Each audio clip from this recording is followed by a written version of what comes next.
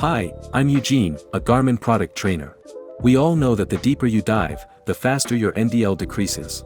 But what other factors can affect your NDL? If I accidentally exceed my NDL by just a little, do I immediately need to make decompression stops?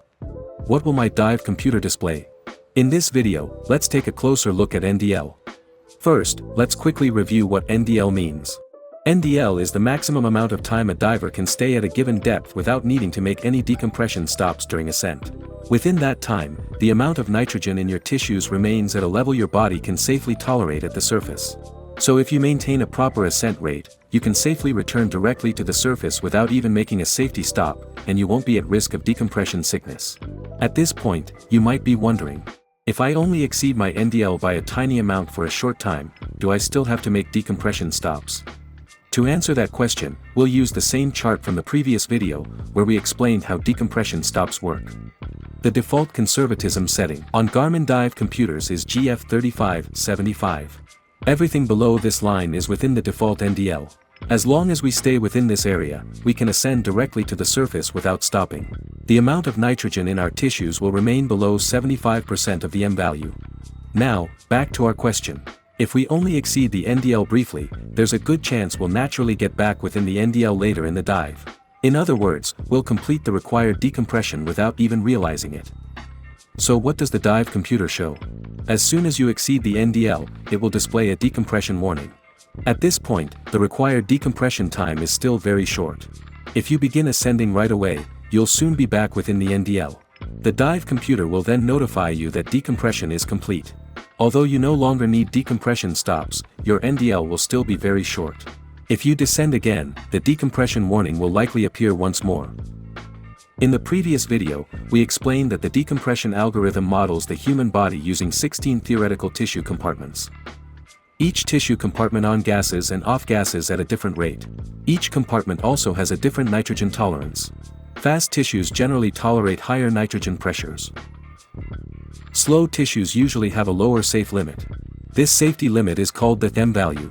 During a dive, your dive computer continuously tracks all 16 tissue compartments. It identifies the one that's closest to its safe limit.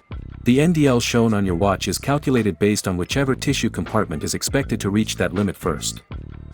Now let's look at a few scenarios. See if you can guess whether the NDL is controlled by the fast, medium, or slow tissue compartment. Scenario 1, I'm exploring a shipwreck at 30 meters. After only a short time, my NDL is almost gone. Scenario 2, I'm diving at 15 meters, looking at coral for quite a while.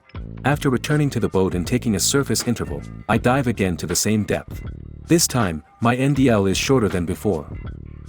Scenario 3, I'm on a live-aboard trip, doing 4 dives every day. On the 5th day, I notice my NDL is already shorter as soon as I enter the water. Let's see the answers. Scenario 1, Deep Shipwreck Dive. The NDL is controlled by the fast tissue compartment. At greater depths, fast tissues on-gas very quickly. As they move toward nitrogen saturation, they're the first to reach the NDL. Scenario 2, Shallow but Long Dive. The NDL is controlled by the medium tissue compartment. At shallow depths, fast tissues still on-gas quickly. However, even when they're fully saturated, they remain within the NDL.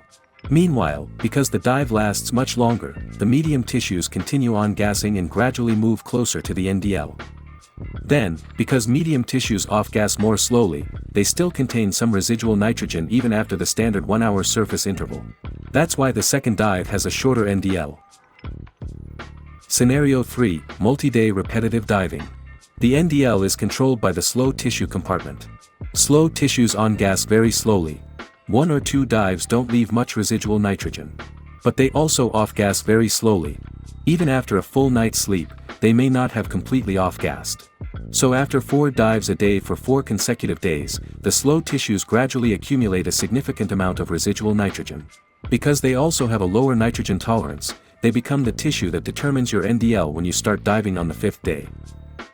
After your dive, you can check your residual nitrogen. Go to Glances. Select Surface Interval. The second page displays the tissue loading for all 16 theoretical tissue compartments.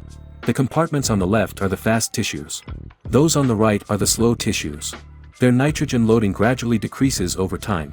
Green indicates tissue loading below 80%. Yellow indicates 80% to 100%. Red indicates over 100%. Let's go back to our second example, a shallow but long dive. After the standard 1-hour surface interval, the medium tissues have only just returned to the green zone. The fast tissues, however, have already fully off-gassed after about 30 minutes. So when you begin your second dive, the medium tissues still contain some residual nitrogen, which reduces your NDL. Finally, let's look at 3 NDL-related data fields. NDL up 3 meters shows what your NDL would be if you ascended 3 meters. NDL down 3 meters shows your NDL if you descended 3 meters. NDL delta 3 meters displays both values at the same time. These are not enabled by default. To add them, select your dive activity. Go to Dive Settings. Select Display Settings. Data Screens. Add New. Custom 2. Data Fields. Choose the field you want to configure. Then select Diving Fields. You'll find them here. When you're done, just go back. And that's it. NDL is one of the most important values to monitor during a recreational dive. Now you know how it really works.